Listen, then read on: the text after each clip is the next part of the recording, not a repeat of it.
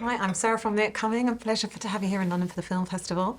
Maybe we can begin with a brief introduction to Fingernails. What can people expect when they watch it?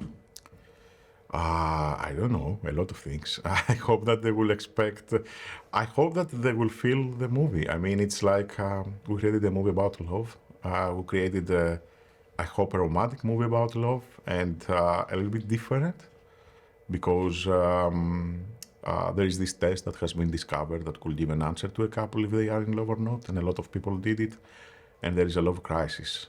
And then I hope that, but we try to approach it in a very, I call the tone of the film melancholic smile, and I hope that they will feel that, they will have that feeling after watching the film.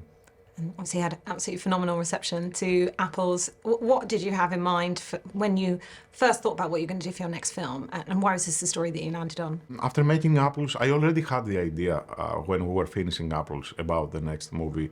And it's because I was trying to understand what is love, and I'm still trying actually to understand what is love. I think that love is probably the most difficult thing in this world to feel because it's so great, but at the same time we don't know what it is, we cannot analyze it. So, and I was seeing around me so many couples trying to approach love in a little bit different way, and so many people trying to approach love in a different way by using a lot of dating apps, by swapping right or left with their fingers and their nails in order to find the perfect match and letting an algorithm decide about them.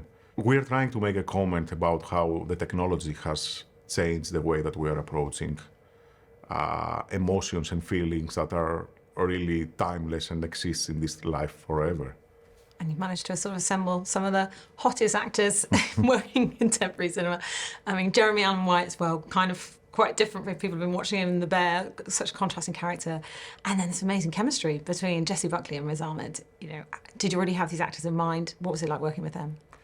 It was perfect working with them because, first of all, I know that all of us will love them because they're amazing actors, but I can tell that they're amazing humans. So that was the most important thing for me. They made my life easier.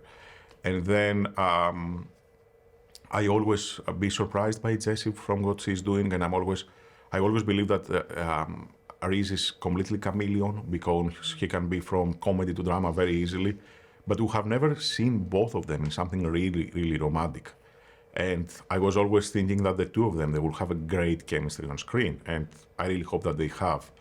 As you said, I hope that they really have and that the audience will feel that. And then, as we're having the two of them, we were thinking that we didn't want to cast somebody for the third person in this triangle to be a bad person or somebody that will not have a strong appearance. And we felt that Jeremy it was the perfect option for that. And he's an amazing also actor and person, and it was great working with him. And right now he has this great momentum with The Bear, and everybody loves him. And I think that in the movie he's doing something very different, but also very strong in my eyes. And it's got such a particular tone, kind of the deadpan humour that comes out, that very particular palette.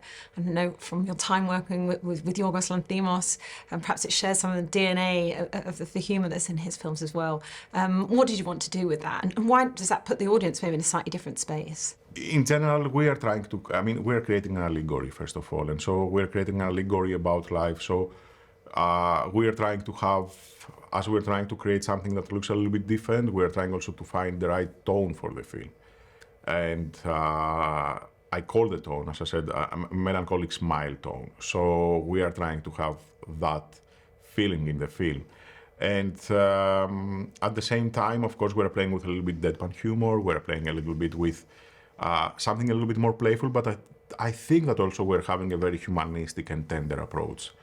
And for me, that was the most important, that yes, the audience will feel that approach, and they will feel not only the creativity of the film, and they will not only question a lot of things about themselves, but also they will feel the emotions of the main characters.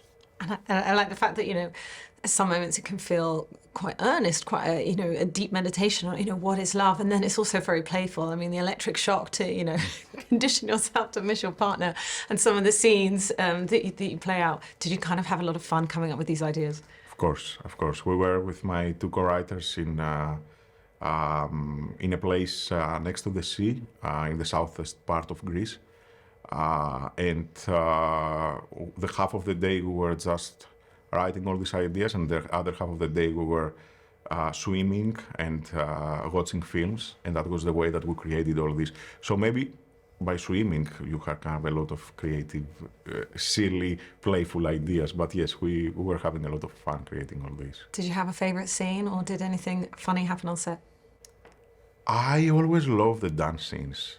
So I always feel that in the dance scenes, the characters can forget about their reality and they can lose their self and they can feel a little bit more free and with their body language to express themselves. So I really loved when we had all this. Of course, we were laughing a lot on set. We were creating things, and also sometimes we were much more serious and much more melancholic. But I really loved in the dance scenes how not even only the main characters and the people that were around them, but also even the whole crew was feeling that emotion, and we were all together on this.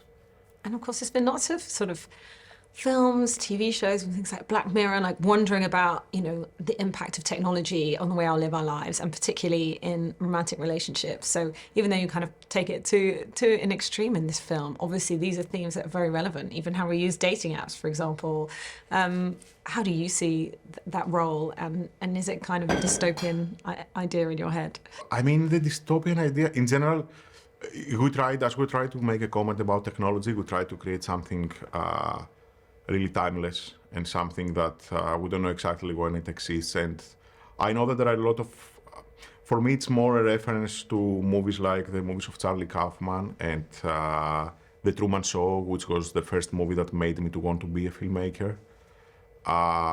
Which both, I think, and Charlie Kaufman and The Truman Show, Andrew Niccol especially, who wrote the script, was creating these amazing prophecies about our life. So I feel that also this movie is like a prophecy, or it's not exactly a prophecy, but we're making a comment on the technology and the love and the connection between them. But I feel that it's like a movie that maybe we created even at the end of 90s, and then somebody put it on a shoebox, and right now people discover it.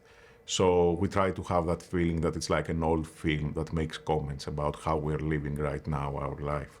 And what does it mean to you to have the film here at London Film Festival? It feels great. First of all, it feels great because I love London. I think that the audience here is very, very, very, very strong. I mean, they love movies. They're very cinephiles, and I also wanted to have the premiere here because, first of all, here we agreed. I came here and we agreed with Jesse and Reese to play the two main roles, and I know that Jesse and Reese are having also a lot of fans here, so I really hope that the audience will love the film. Do you already know your next project, another English language film, something completely different? We're trying to make a movie in English again that we're following a group of background actors, extras, that they're playing in famous movies from 80s. Amazing. Well, thank you so much for sharing all that with me. I really enjoyed presenting the film here at London Film Festival. Thanks so much. Thank you so much. Thank you. I really appreciate it.